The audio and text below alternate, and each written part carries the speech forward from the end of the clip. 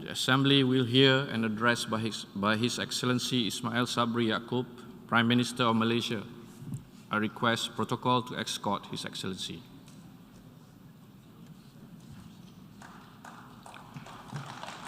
I have great pleasure in welcoming His Excellency Ismail Sabri Yaakob, Prime Minister of Malaysia. I invite him to address the Assembly.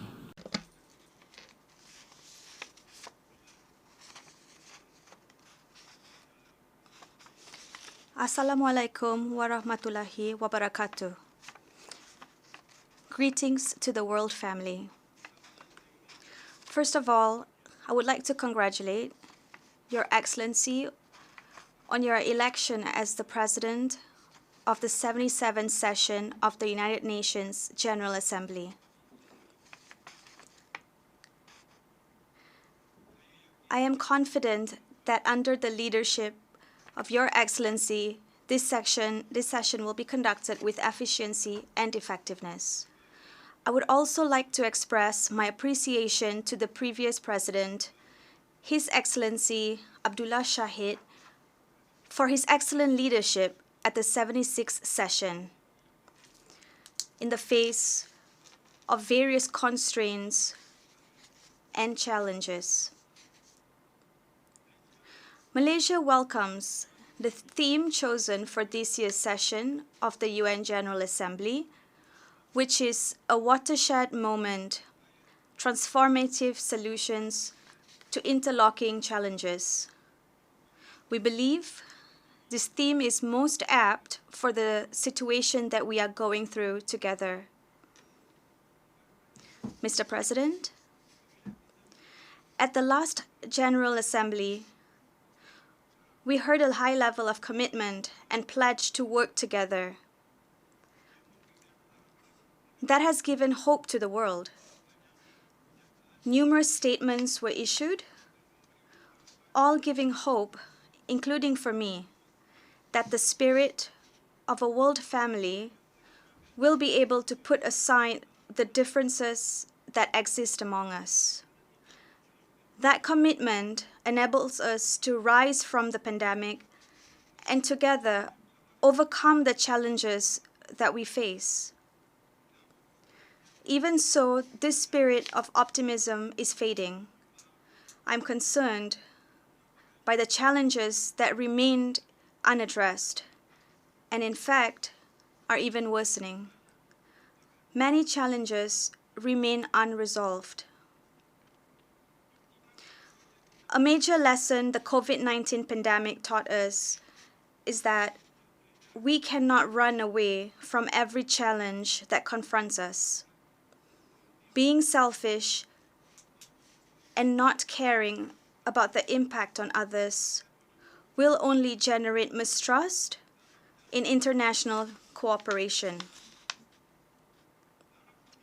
In an interconnected world, the policies and decisions of some countries can affect other nations. For example, in tackling inflation that the world is suffering from, the monetary policy and determining of interest rates by one country also has an impact on other countries. This is where cooperation and coordination among countries need to be stepped up so as to achieve the goal of a more just economic well-being for all. In an international financial and monetary structure that is still dominated by a few major powers, as well as during the world economic recovery, domestic monetary decisions have to be adjusted by considering the reality and needs of developing countries. In this connection, Malaysia urges the UN member states to establish an international monetary cooperation mechanism to build a more effective and just system that is able to balance the needs of global development.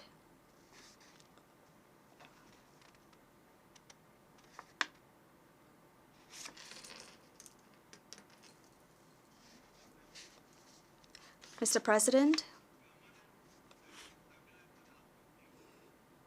the UN Charter and international laws are there to promote the peaceful settlement of disputes between countries.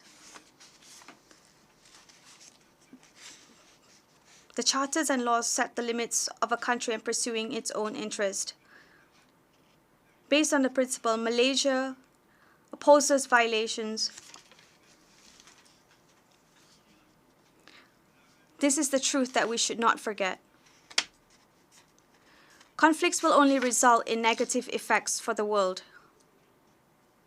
It is due to conflicts that we are now facing various problems, such as lack of nutrients and food resources.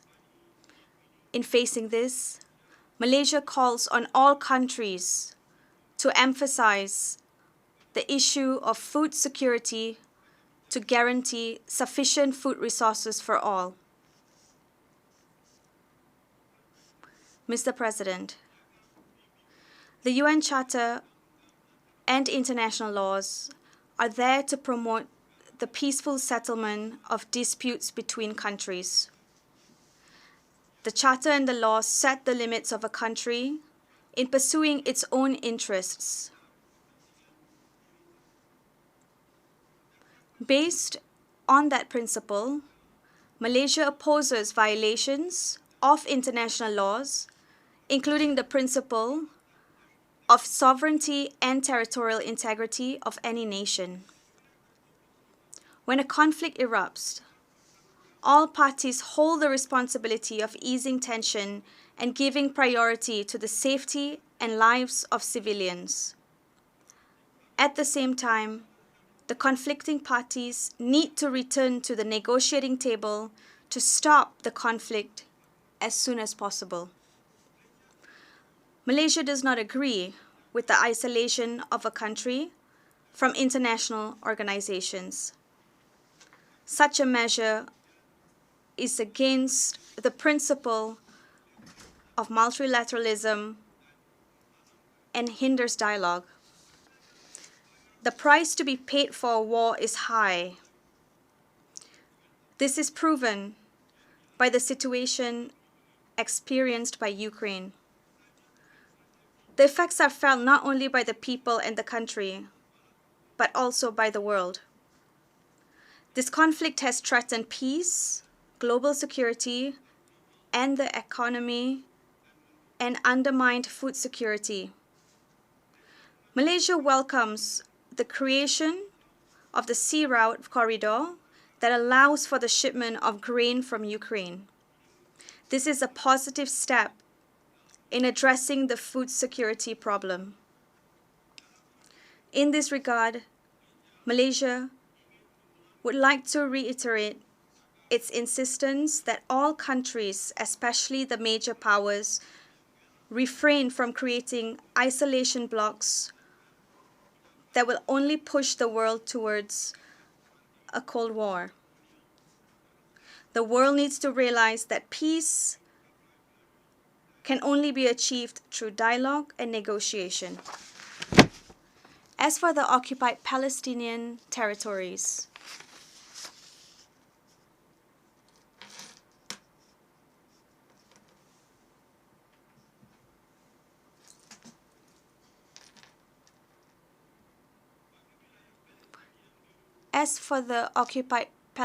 territories, Malaysia is disappointed with the brutal occupation by Israel that has been going on for a long time.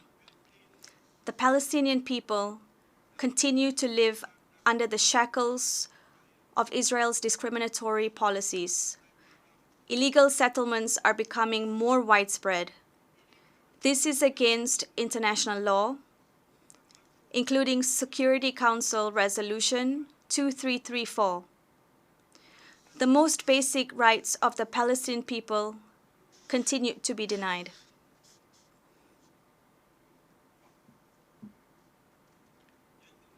Therefore, Malaysia is of the view that the major powers need to be honest in resolving the issue of cruelty faced by the Palestinian people.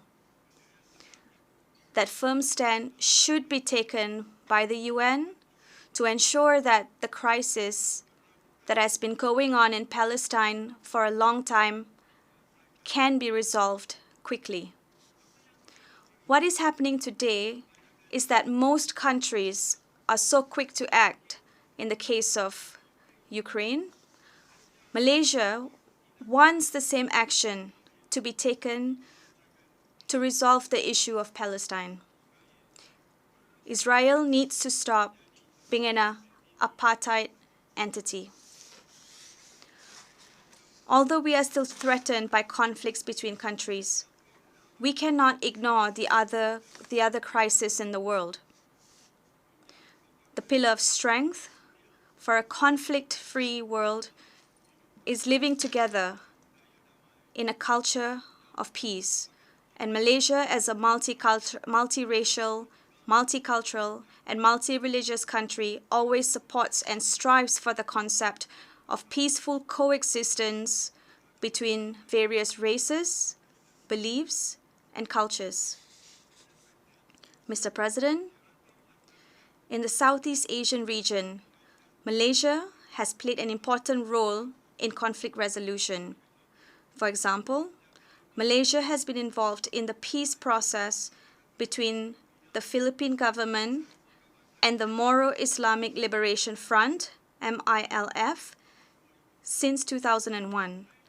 In addition, Malaysia has always been proactive in helping to resolve various regional crises and conflicts. However, Malaysia is disappointed with the situation in Myanmar since the coup in February 2021. It is very saddening when the Security Council does not take any serious action in dealing with the situation.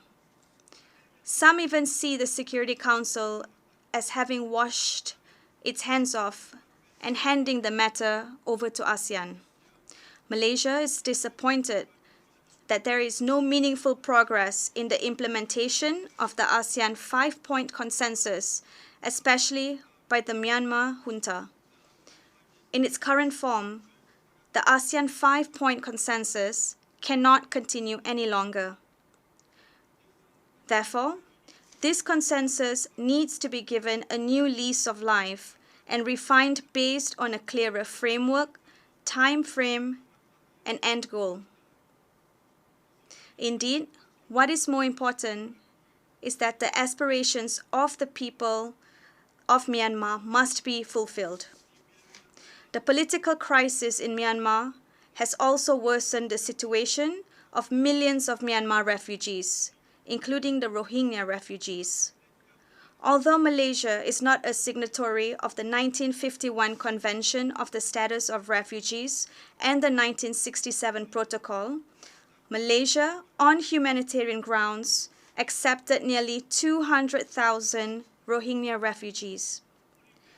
Therefore, it is the responsibility of all countries, including the countries participating in the Convention, to take in more refugees to be resettled in their respective countries. At the same time, Malaysia strongly emphasizes the importance of the world addressing the root cause of the Rohingya crisis. I believe that this issue will not be resolved as long as the crisis in the country continues.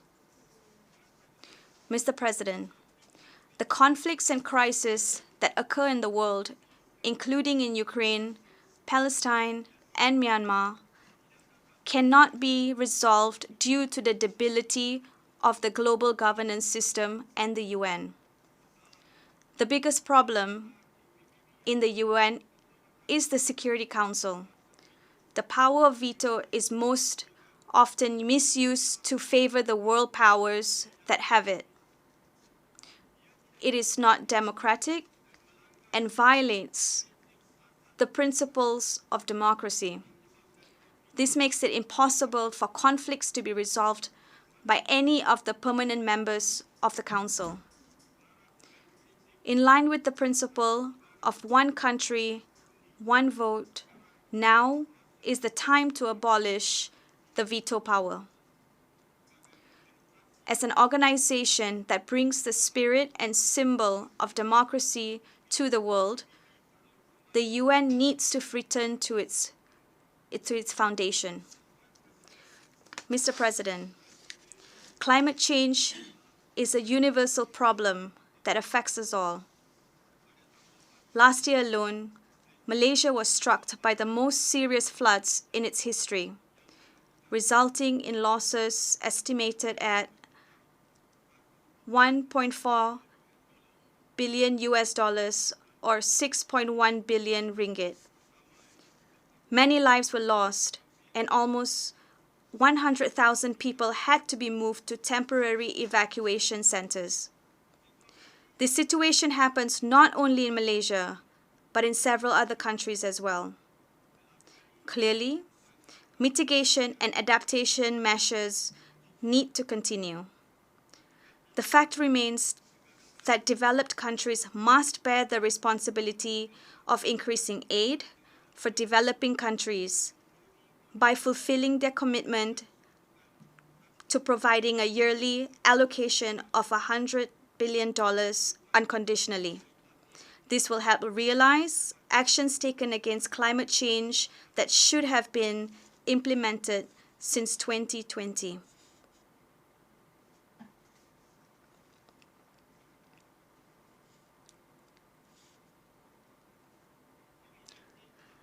COVID-19 has slowed our efforts in achieving the Sustainable Development Goals, SDGs. I stand here as a developing country in asserting that the implementation and success of a greener and more sustainable socio-economic development will be achieved with fair and inclusive response to that pledge. The fact is that new technology is an incentive for nations to switch to renewable energy. However, this new technology must first be affordable for developing countries.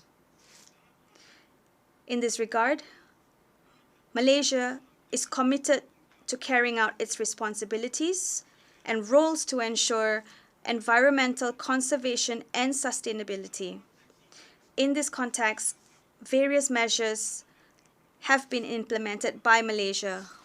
For example, in the oil palm industry, Malaysia has introduced the Malaysian Sustainable Palm Oil (MSPO) standard to meet the requirements for the purpose of sustainable development. Malaysia is committed to reducing greenhouse gas emissions by 45% based on the gross domestic product by 2030. In this regard, Malaysia has set a target of achieving 31% renewable energy used by 2025. Malaysia is also committed to achieving its goal of net zero greenhouse gas emissions by 2050. The National Energy Policy 2022 to 2040 was implemented in Malaysia on September 19, 2022 to build a macroeconomic resilience and energy supply security.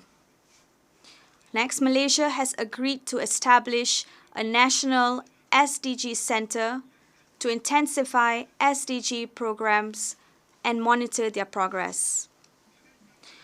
As one of only 17 biodiverse countries in the world, Malaysia is aware of its responsibility to maintain and preserve its natural resources for future generations.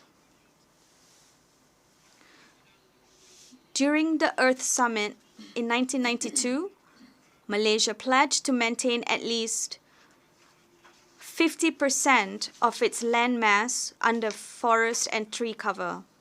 3 decades on, Malaysia today still has 54% of forested areas in the entire country. This percentage will increase following ongoing aggressive reforestation measures. Not only Malaysia, but the world also needs to be more sensitive to efforts to achieve the Sustainable Development Goals 2030. In this regard, Malaysia welcomes the High-Level Political Forum, HLPF, on Sustainable Development next year. This effort is timely because it gives us the opportunity to look back at what has been achieved and what can be improved for the benefit of the world family. Mr. President, we all share the same concerns on all the issues that I have raised. Malaysia remains optimistic. I call on member states to play their respective roles in overcoming the challenges we face. However, we have to do it together as one big family, the world family. United we stand, divided we fall, and as long as we are united and strong together in shouldering this burden, I am sure we will succeed. Today, I invite the international community to work together by practicing the spirit of the world family in facing global challenges. With Bismillahirrahmanirrahim, Mr. President, Malaysia will continue to give its full commitment. Thank you. Peace be upon you. On behalf of the Assembly, I wish to thank the Prime Minister of Malaysia for the statement just made, and I request protocol to escort His Excellency. The Assembly